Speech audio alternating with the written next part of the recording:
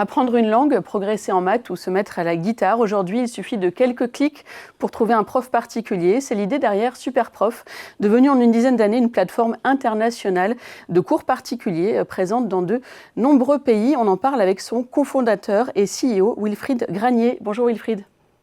Bonjour Marie-Laure, bonjour Julien. Bonjour Wilfried. À mes côtés, Julien Casqui, rédacteur en chef de Madines. Bonjour Julien. Comment, Wilfried, est-ce que vous passez d'une idée assez simple, mettre en relation des élèves et des profs, à une plateforme devenue mondiale en quelques années? Eh bien écoutez, je suis le premier étonné. Effectivement, aujourd'hui, comme vous le disiez Marie-Laure, on est dans 75 pays et on a 39 millions de professeurs.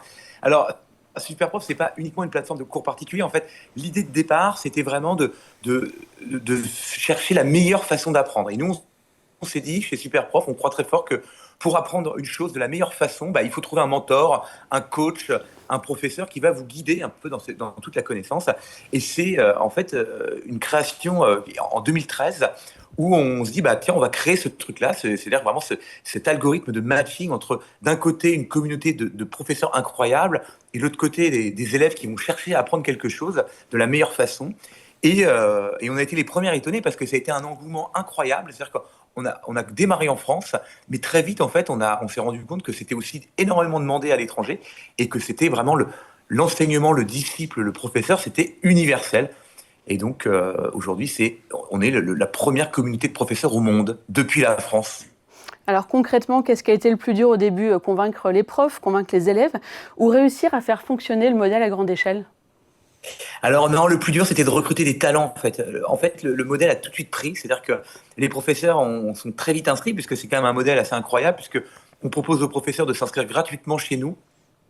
Par contre, on est très exigeant sur leur diplôme, leur CV et compagnie, mais c'est gratuit. Puis après, les élèves, en fait, voyant des professeurs incroyables, aussi, sont mis à les contacter. Donc ça n'a pas été ce qui a été le plus dur pour convaincre les professeurs et les élèves. Non, le plus dur, c'est toujours la même chose. Pour se lancer dans autant de pays, parler 19 langues, on a 45 nationalités au bureau, c'était de recruter des talents. Et heureusement, on a la chance d'être en France, et en France, on attire beaucoup d'étrangers. Donc, parce que c'est des natifs, nous, qui opèrent les pays. Donc, le plus dur, c'est vraiment de constituer une équipe incroyable. Alors, vous venez de racheter votre concurrent italien, c'est pour ça que vous êtes avec nous aujourd'hui, Ripetizioni.it. Il vous a fallu 8 ans pour acheter votre concurrent italien. Pourquoi ça a pris autant de temps? Ça a pris autant de temps parce qu'on était sur un vendeur qui ne voulait pas vendre, clairement. Moi, ça fait 8 ans que je suis en train de bonnes relations avec lui, qu'on lui fait des offres, et puis 8 ans que nous, on grossit en Italie. Alors, on était devenu en Italie, quand même, c'est notre quatrième plus gros marché, l'Italie. C'est un marché très important pour nous parce qu'il y a beaucoup de demandes de cours, on est en très très forte croissance. Et je pense que c'est voyant qu'on avait pris la place du leader en Italie, qu'il a décidé, au bout de 8 ans, de se rallier plutôt à notre panache, c'est-à-dire à notre modèle économique, plutôt que de résister, parce que ça lui coûtait évidemment de l'argent. C'est le numéro 2 du marché que vous avez racheté. C'était le numéro 2. Nous, on avait besoin de consolider notre place de numéro 1. Il y avait un numéro 2 qui nous grattait depuis 8 ans, qui était numéro 1 il y a 8 ans. Mais voilà, donc on a voulu fusionner nos deux activités. Voilà. Et pour vous, c'était indispensable de le racheter. Pourquoi c'était aussi crucial? C'est indispensable parce que il y a vraiment une prime au leader, comme dans tout marché. C'est-à-dire qu'il faut vraiment avoir une place de dominant sur le marché quand on veut imposer un modèle économique qui est ne pas faire payer les professeurs et faire payer les élèves. Et puis, moi, c'est notre 19e acquisition, Julien. Il faut savoir que nous, on fait beaucoup de build-up, beaucoup de rachats à l'étranger. La croissance externe, c'est quelque chose qui est dans notre ADN depuis le début. Croissance organique, bien sûr, mais croissance externe. Et moi, je n'aime pas voir traîner des bases de professeurs dans la nature. Donc, dès qu'il y a une communauté de professeurs, dès qu'il y a un site, eh bien, on le rachète à la fois pour grossir et à la fois pour se défendre d'un concurrent qui pourrait les racheter également, quoi. Et alors, quand vous rachetez, vous tuez l'entreprise que vous rachetez, si je puis dire. Vous la faites disparaître au profit de la marque Superprof. C'est ça l'objectif? Ouais, alors l'objectif, c'est pas de tuer les gens. Nous, on est des bisounours. Tuer l'entreprise. L'entreprise. Non, bien sûr, je plaisante. Oui, en fait, ce qu'on fait, c'est que vraiment, on prend toutes leurs données et en fait, on les migre dans notre modèle économique, ce qui fait qu'effectivement, la marque et le site n'existent plus après notre achat, puisqu'on migre vraiment l'intégralité du donné, du trafic, du référencement naturel, des élèves vers notre nouveau modèle économique, vers Superprof.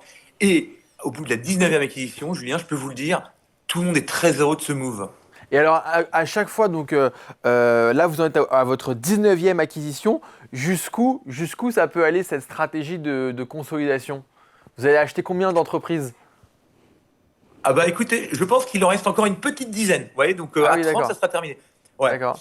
Par contre, les 10 qui restent, c'est vraiment des très très grosses. Voilà, c'est juste ça. Mais la 20e arrive bientôt, hein, Julien. Restez Ah, à l'affût. Elle arrive ah bah, très On prochainement. reste connecté. vous nous Et direz. ça sera au-delà de l'Atlantique, après l'Atlantique. Voilà, je n'en dis pas plus, je ne dis pas quel pays. Mais Au-delà on de a l'Atlantique. dépassé l'Atlantique pour elle. Parce que vous êtes très présent aux États-Unis. C'est notre premier marché. C'est votre premier marché. les États-Unis. Ouais. Qu'est-ce que vous avez compris aux États-Unis que les acteurs locaux n'avaient pas vu forcément? Alors, ça m'a mis beaucoup de temps pour le comprendre parce que pendant 6 ans, si vous voulez, Julien, on n'a pas gagné 1 euro aux États-Unis. Et les États-Unis, c'est probablement le pays le plus dur qu'on a fait avec la Chine, parce que la Chine aussi, c'est vraiment pas évident. Mais les États-Unis, on a mis 6 ans pour comprendre comment ça marchait.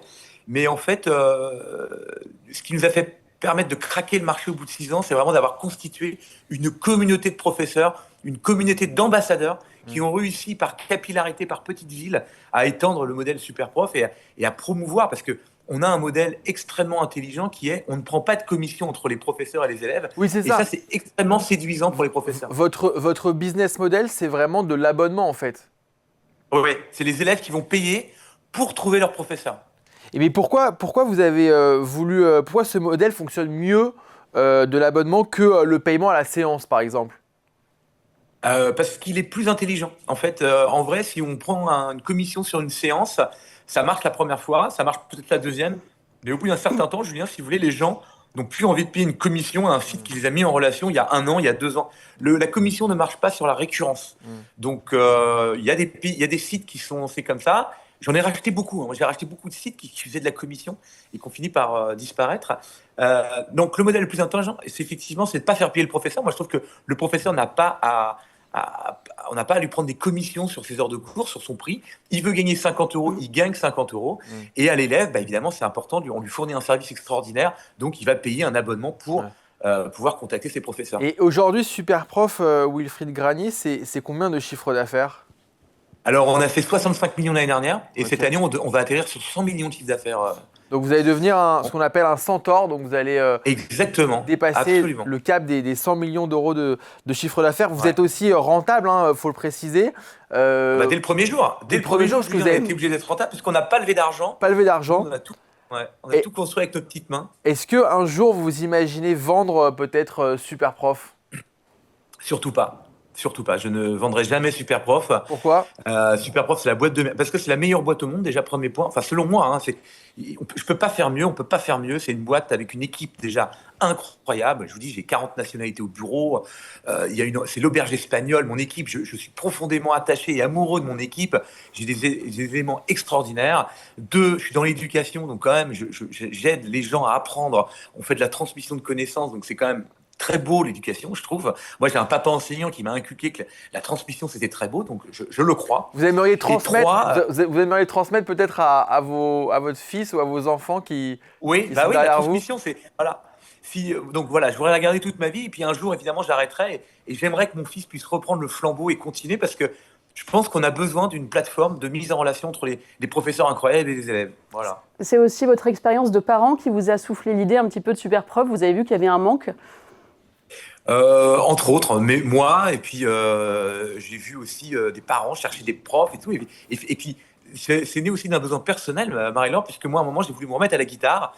Et je me suis dit, il est où le bon prof de guitare? Est-ce que je vais à la boulangerie du coin chercher une étiquette? Est-ce que je vais sur un site de petite annonce sans référence?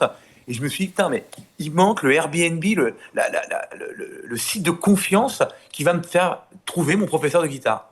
Est-ce qu'on a une idée aujourd'hui de la valorisation que pourrait atteindre Superprof? Bah, Superprof n'est pas à vendre, Superprof n'a pas levé d'argent, donc on ne s'est jamais inquiété ou on n'a jamais pensé à la valorisation de Superprof. Et puis, c'est forcément un multiple, mais un multiple du chiffre d'affaires, du résultat, je ne sais pas. Écoutez, c'est pas une question qu'on se pose, parce que ce n'est pas à vendre, encore une fois, Julien. Arrêtez d'essayer de me faire des offres, je ne vendrai pas. Wilfried, si vous deviez résumer Superprof aujourd'hui, c'est encore une plateforme de cours particuliers classique, ou est-ce que c'est devenu un petit peu autre chose à l'échelle mondiale?